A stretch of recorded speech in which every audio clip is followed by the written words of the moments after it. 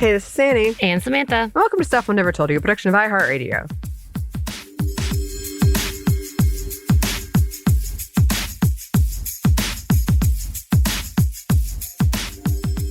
And welcome to another edition of Samantha Wines a Lot, or Samantha's wine session. That's what I call it, / happy hour. So if you are partaking of anything, please do so responsibly. As of this point, we're not necessarily sponsored by any of the things we talked about. Man, I would love to be sponsored to get a free IUD. I guess I do because of healthcare. Anyway, just a preview of what we're talking about. But yes, so currently not sponsored by any of the things that we talk about. As we said, maybe things will change later. And they're like, yeah, you did a great job in representing how awful we are. Anyway, Anney, are you sipping on something? I am. What you sipping on? Sipping on beer that was covered in baklava. What? Because a package of baklava opened on it at DragonCon. But it's bringing back fond memories. All the of baklava chaos. stickiness. I love it. I'm currently drinking a soda because, just keeping it chill over here as I am going through all the things. By the way, we have planned the episode for our listener participation of our watch party with Sex and the City, Season 3. So if you are interested, if you're still thinking about it, you're like, yeah, you know what? I don't mind. You don't need to have ever seen it before. You might not even know what we're talking about.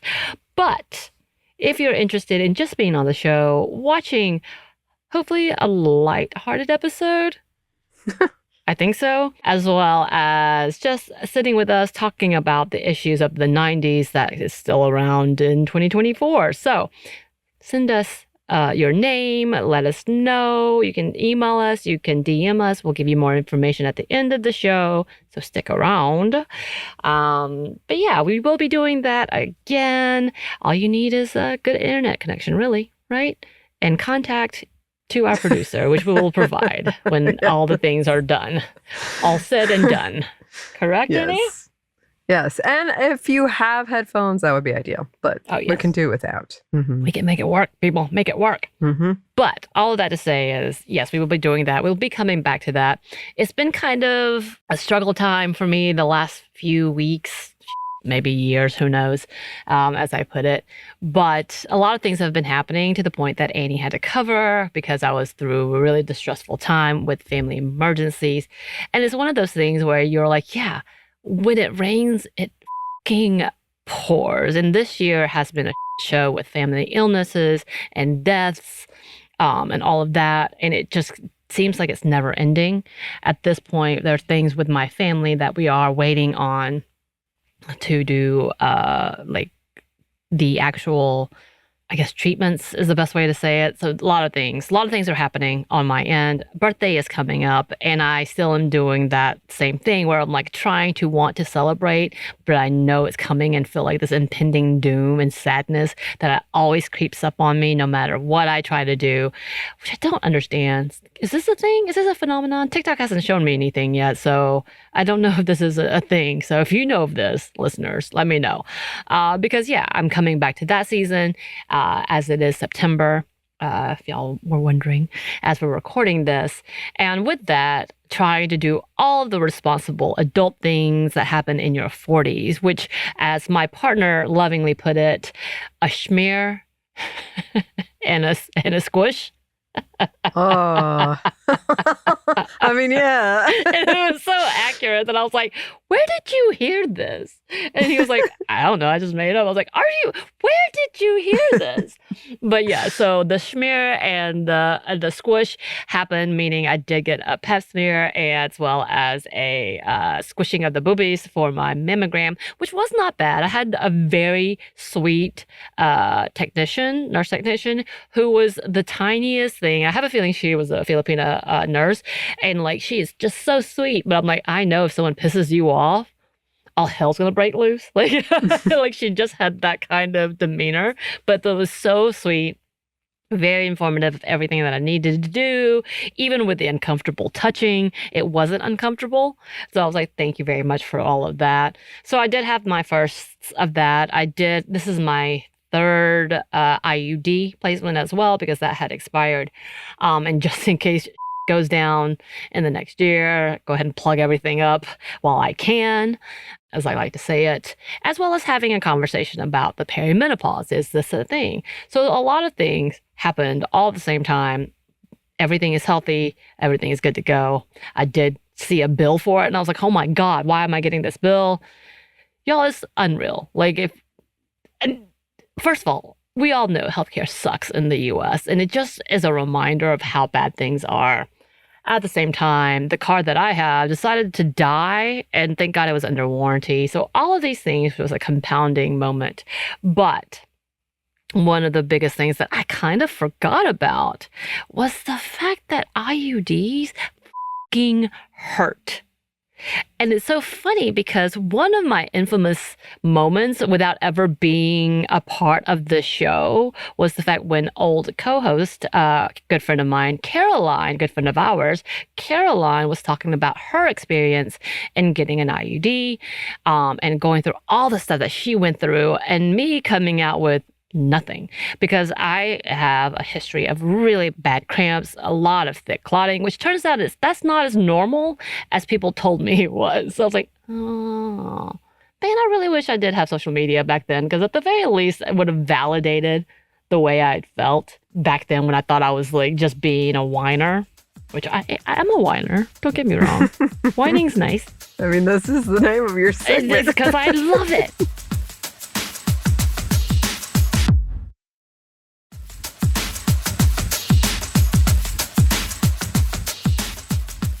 But the fact that point of like, oh, this is actually those large clots are not actually as normal. It's not abnormal, but it's not as normal as you think. So going through all of that and then getting my first IUD, it was a cakewalk. It really felt like I was having a bad cramp, move on with my life. And then the second time round, which was kind of in the same predicament, except the fact that Trump did win and I was panicking and I was like, I need to get this IUD redone real quickly because just in case goes down, which did go down, but not to the extreme yet. But so with that, I went in for my second IUD, and that was a lot more painful because I had stopped having my period, I think, after the first or second year of my first IUD. And that means I didn't have as bad cramps. Like, it was delightful. Y'all, like, it is the best feeling to not have to deal with that, I will say. So having that, but then the removal, the first two times, they put anesthetics on me, like at least like a local anesthesia so that it's not too painful. And they had warned me, take some ibuprofen before, all those things. This time around, I guess they thought that I was a pro at this, even though it had been like 5-6 years. Completely forgot about all that. I knew it was painful because I do remember it being removed, and I was like, that was more painful than anything else. What the hell? Coming in, they did nothing, Anney. They put nothing on. I don't know why, if they thought like, oh, there's a record of me having been okay or whatnot. And I yelped to the point that I think I scared the nurse, that the nurse sat with me to watch me, and asking me if I needed water. After she came out, she came back in. She's like, are you good? She was concerned at the yelp that I did. And I texted my friend Caroline, because the first time around, I was like, not a big deal. And she was the most impressed. She was like, what? I was seeing color. I almost vomited. All these things. I almost passed out. I should have had someone drive me. All those things to me being like, no, I went on a run. I don't know what you mean. And she calls, and I texted her, and I was like, oh my God. I think I figured out what you felt.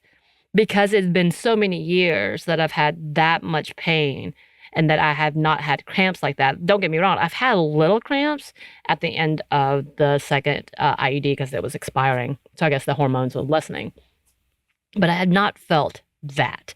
And the way it felt like she had pulled a part of my uterus out with the damn IUD, as well as putting it in, felt like it was shoving it up into my throat kind of pain with a sharp needle. Like, it was intense. So I don't know why she decided not to put the anesthetic, because she was talking to me through the whole process, and there was no point where she was like, local anesthetic, da-da-da. There was no, and I was just like, what the hell? And it hurt so badly that I came home immediately to have all the drugs I could find, like the ibuprofen, and then just to sleep for a good 2 hours because I was in so much pain.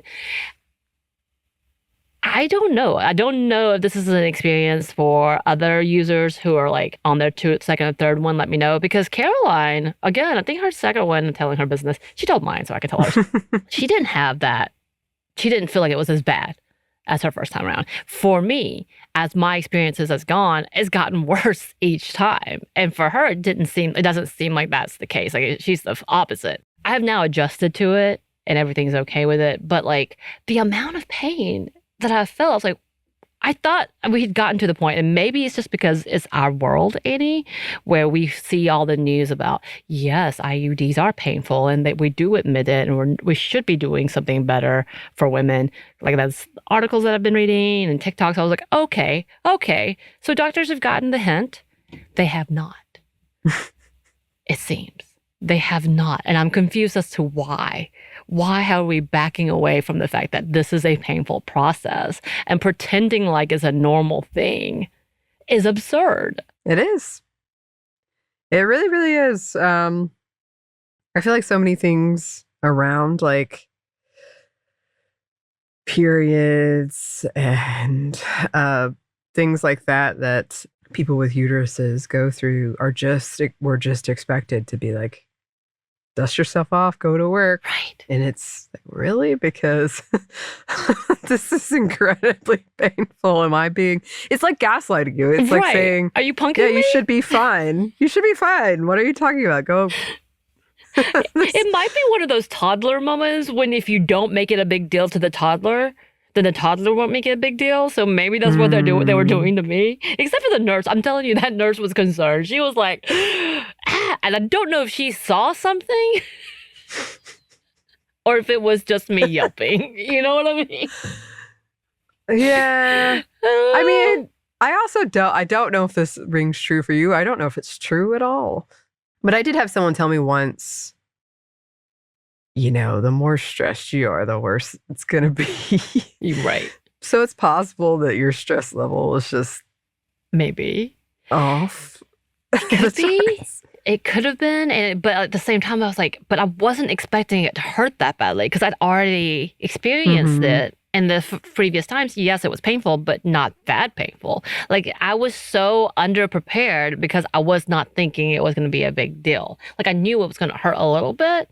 And I knew I was going to cramp for a few days, but the level of like, oh my gosh, like it was reminiscent of my college days where I was laying on the floor crying in a heap, telling people to f off and don't come near me. But at the same time, I need a donut as well as I need to take a shit, but I can't take a shit because everything is just pressing against my uterus and all the body parts and my bladder and everything else. And everything's the worst.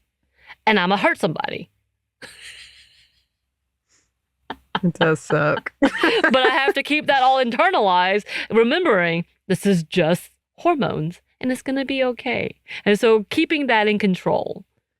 Because you have to play that role. But like all of those moments came flooding back in 2 days with this process. And I'm like, I may be going through perimenopause. Talk to me about this. And my doctor's like, no, you're not.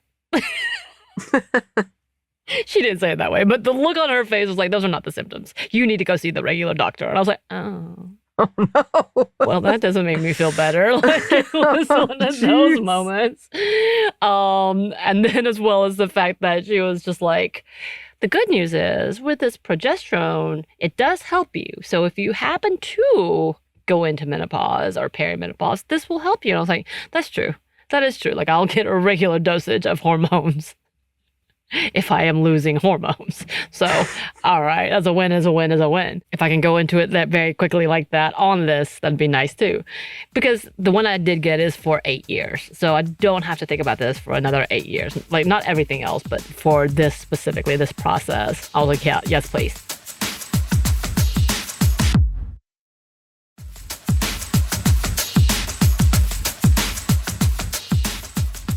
But it was interesting that there was no conversation with her. And it was a woman, because I had a previous episode about the fact that I'm very nervous about men.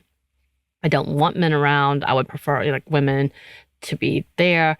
Again, that's one of those things where if it is a woman, it could be like me, where she was like, I didn't feel any pain, so you're not gonna feel any pain. Like basing their own experiences, so that's not necessarily the best route you want to go. But for me, that's what I needed. But even with her, like, not that her bedside manner is not good, because I have yet to meet a doctor that I felt like was putting an effort to get to know me as well, besides just being a professional, which is not a bad thing, I don't think at all. But it does put you at like, okay, we have a very big gap in distance, and I'm not really sure you're hearing me or you're just trying to placate me with just your nods.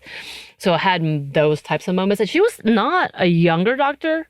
So I was like, oh, well, this is interesting. But I feel like maybe younger doctors, specifically young women doctors, do try to put more effort in because they are newer and they're like finding their method. That's where when you're older, you start getting really, really tired and just you're over it by this point. And you have your own way. So I just kind of wondered if that was part of that conversation. Again, nothing was wrong. It was just a vibe of that, of like, oh yeah, she is so done with whether it's like being at this hospital or being with patients or dealing with these questions, whatever. She's over it, even though she has a smile and nodding. Is one of those terrifying, like, get out of here, but I'm smiling at you smiles. I will say again, the nurse was like really chill and she was making sure that I was rested. And to the point that she's like, I'm gonna let you lay down for a minute. So, nurse, thank you so much. You're the best. Well, like it was one of those moments of experiences, but it all like palpitated into this level of like, okay, I am 40 something years old, trying to make sure I'm all healthy. I gotta come to these things. I don't want no babies. No babies, please. At the same time, do I have to pay for this? I have the stress of my family that I don't want to compound with my, hopefully no bad news from me. You know, trying to keep everything at an even kill. At the same time, like, oh, my uterus wants to burst. That's fun. And I have to walk out of here. When I really just want to roll into a fetal position after you give me some good drugs. But no drugs were had. No. Alas.